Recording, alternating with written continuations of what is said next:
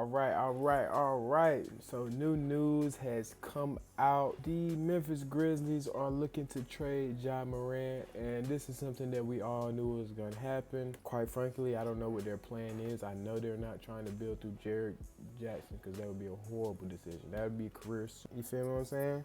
But we all seen this coming, especially with the blow up earlier in the season that he had with his coach and everything. He was suspended. And this comes right after the news that Trae Young is getting traded. Two stars that we pretty much knew about to get traded are on the move, and it's these are big moves that are going to happen because in my eyes, I really think this is the changing of the NBA. Getting away from the small guard, honestly. I mean, teams are going to have them, but those teams aren't really going to be successful. If you want to win a championship for real, you're not going to have a small guard. Because, of course, throughout the history of the NBA, some of the most electric players have been players who weren't 6'4", 6'3". They would be around that 6 foot, 6'1", 6'2", even 5'11" range. Isaiah Thomas with the Pistons, Allen Iverson, Chris Paul, IT with the freaking Celtics, Trae Young, Ja Morant, a multitude of players have come in the league and had to carry the weight of a franchise on their back, and only a few have been successful doing so, being the focal point of a franchise. And the only two I can think of off the top of my head are Isaiah Thomas with the Pistons and Steph Curry. And Steph Curry's the greatest point guard of all time. It's gonna be real rare that you get a guard of his caliber that can carry a franchise or be a system for a franchise that'll lead them to dominance or a dynasty or even one championship, at least one championship. With that being said, I think teams are going to pivot from trying to build around a point guard all the time, or at least someone that's below 6'3", 6'4". I think teams are going to pivot away from that and really just try to get forwards, get long, athletic wings, and pair them with a very solid point guard, someone who's around that 6'3", 6'4", 6'5" range, who is a jack of all trades on the court, isn't just extremely ball dominant, isn't just a three-point shooter, isn't just offensive minded, which is why most of these guards are not successful. And I say not successful, I mean aren't to the caliber of like when it comes to winning rings and being successful in the playoffs. Of course, they've won a series or two, but they've never really made a deep run. And that's the case for like a Trae Young, Ja Morant, Darius Garland. These young guards have been the focal point for their franchise, have been staples for their franchise, but they haven't really put them over the top. And the things that can be said for this is they're small. They're offensively focused and they're small. Offensively, they're not efficient, extremely efficient. They aren't great shooters. Trae Young, for instance, is a high volume shooter, but he's not efficient. In the 2-point range, he's not above 50%.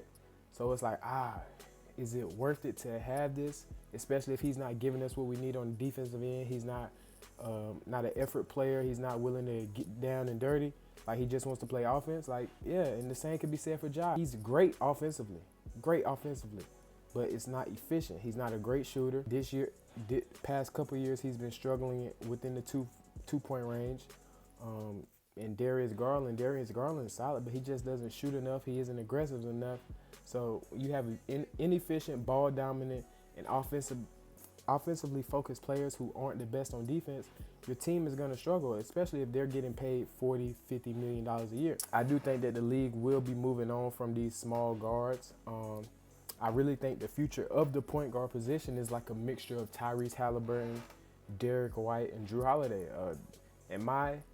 From my basketball lens, that's the perfect point guard right now. If you want to build a team, someone that's going to push the pace with Tyrese Halliburton, find easy opportunities for teammates to run in transition, get to the rim, score against a defense that's not set up.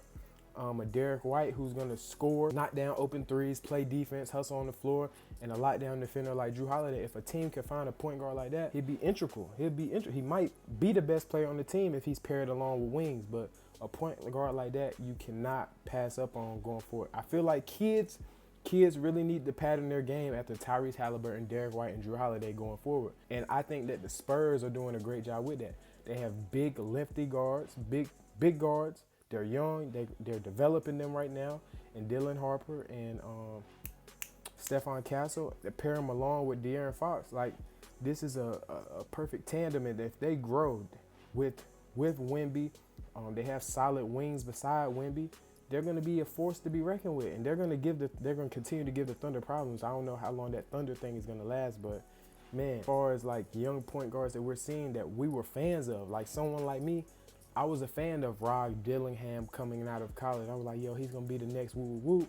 But these guys are going to be the six mans. They're not going to be starting point guards much longer in this. They're going to have to find roles as six man. You just can't have a small guy who is inefficient, doesn't run the offense, extremely ball dominant, and doesn't play defense. You can't build around that. You can't have him on the floor for extended periods of time. You got to give him spurt minutes. Come in, do what you do, score. You got to treat these smaller guards are going to have to become Jamal Crawford. That's just my viewpoint on where I think the league is going. I do think that to be a point guard, a starting point guard in the NBA, you have to be shooting damn near 40%, 38, 39, 40% from three. You got to be shooting above 50, almost 50 or above 50% from the 2-point range and at the rim or in the midi area. And you got to be able to create opportunities, create advantages for your teammates. And you got to lock down. And you have to lock down on defense. You can't be a liability on defense. And the case with these players, they're just small and they are liabilities to whichever team they're going to because they take up so much of salary space, and on the court they are extremely dominant in their roles. But you can't knock them for that because that's what they've been their whole lives. But then again, you got to hold them to the expectation that they would develop and adapt over time. So y'all let me know what y'all think in the comments about the future of the point guard position in the league. This is just how I feel the direction of it is about to go. And until next time, it's your boy Jay Lynch. We out. Salute.